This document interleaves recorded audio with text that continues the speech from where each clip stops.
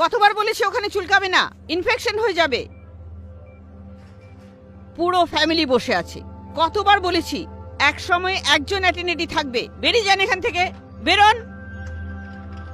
শোনেই না, রুগী বিশ্রাম কখন করবে? এই দেখো, ফুল ফ্রুট ব্রোকেন। আরে বাইক এত জোরে কেন চালাও? লাইফের চিন্তা নেই?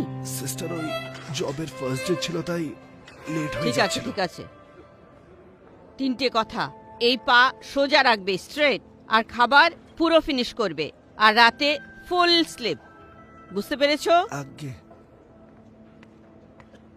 ইনি নার্স নাকি জেলার? সিস্টার মার্থা হলেন এখানকার হেড নার্স আর খুবই সুইট ম্যাম। খুব সুইট। ফোন ইউজ করবে না।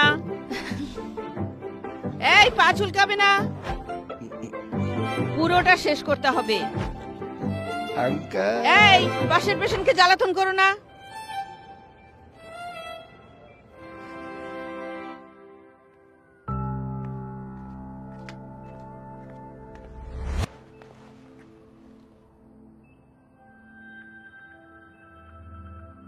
মাম্মিকে ফোন করে ডেকে নিচ্ছ না কেন?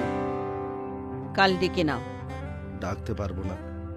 মাম্মি দূরে থাকে, একলা অন্য শহরে। যদি জানতে পারে ওনার ছেলে এখানে। ঠিক আছে ঠিক আছে, ঘুমিয়ে পড়ো।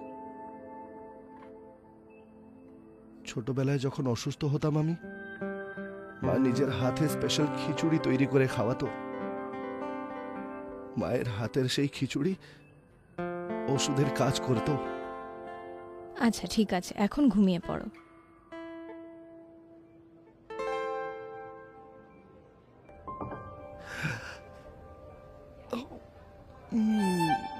Thank you so much sister, একেবারে মায়ের মতো খিচুড়ি তৈরি করেছেন আপনি। থ্যাংক ইউ আমাকে না, মার্থা ম্যামকে বলো। উনি বাড়ি থেকে তৈরি করে এনেছেন তোমার জন্য স্পেশাল খিচুড়ি। কিন্তু এই মার্থা ম্যাম সবসময় এতটা স্ট্রিক্ট কেন থাকেন? এটাই তো কথা, আমরা নার্সদের ধমক দেখা তো যায়, কিন্তু সেই ধমকে লুকানো চিন্তা কখনো দেখা যায় না। আর আমাদের মার্থা ম্যাম, উনি তো এমনি কথায় কঠোর কিন্তু মন থেকে নরম। পুরোটা ফিনিশ করতে হবে। ওপর থেকে কঠিন কিন্তু ভেতর থেকে